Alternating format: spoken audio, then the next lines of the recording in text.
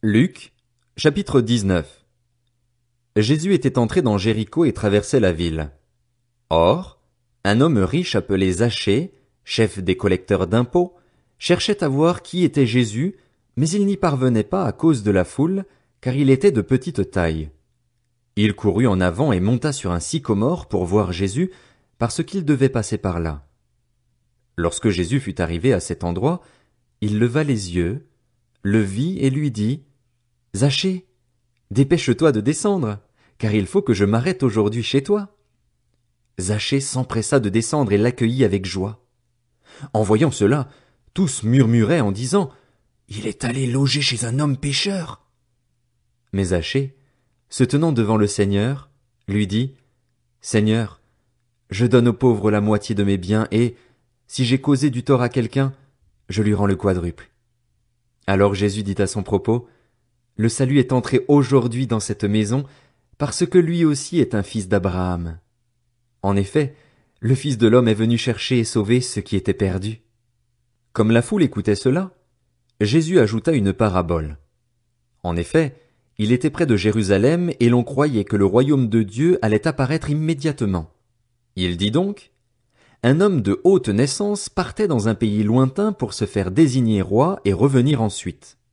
Il appela 10 de ses serviteurs, leur remit 10 pièces d'or et leur dit: Faites-les fructifier jusqu'à ce que je revienne. Cependant, ses concitoyens le détestaient et ils envoyèrent une délégation après lui pour dire: Nous ne voulons pas que cet homme règne sur nous. Lorsqu'il fut de retour après avoir été désigné roi, il fit venir les serviteurs auxquels il avait donné l'argent afin de savoir quel bénéfice chacun avait fait. Le premier se présenta et dit: Seigneur, ta pièce d'or en a rapporté 10. Il lui dit: C'est bien, bon serviteur. Parce que tu as été fidèle dans une petite chose, reçois le gouvernement de 10 villes. Le deuxième vint et dit: Seigneur, ta pièce d'or en a produit 5. Il lui dit: Toi aussi, sois établi responsable de 5 villes. Un autre vint et dit: Seigneur, voici ta pièce d'or que j'ai gardée dans un linge. En effet, j'avais peur de toi parce que tu es un homme sévère. Tu prends ce que tu n'as pas déposé et tu moissonnes ce que tu n'as pas semé.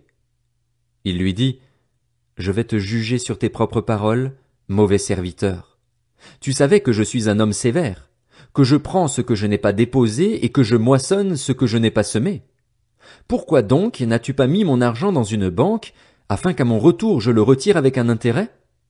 Puis il dit à ceux qui étaient là: Enlevez-lui la pièce d'or et donnez-la à celui qui en a 10.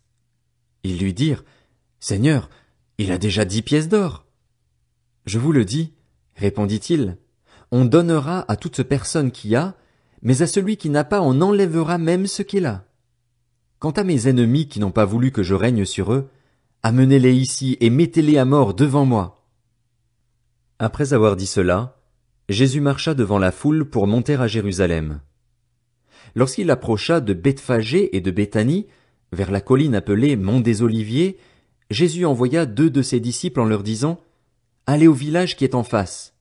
Quand vous y serez entrés, vous trouverez un ânon attaché sur lequel personne n'est encore jamais monté. Détachez-le et amenez-le. Si quelqu'un vous demande: Pourquoi le détachez-vous? Vous lui répondrez: Le Seigneur en a besoin. Ceux qui étaient envoyés partirent et trouvèrent tout comme Jésus le leur avait dit. Comme ils détachaient l'ânon, ses maîtres leur dirent: Pourquoi détachez-vous l'ânon?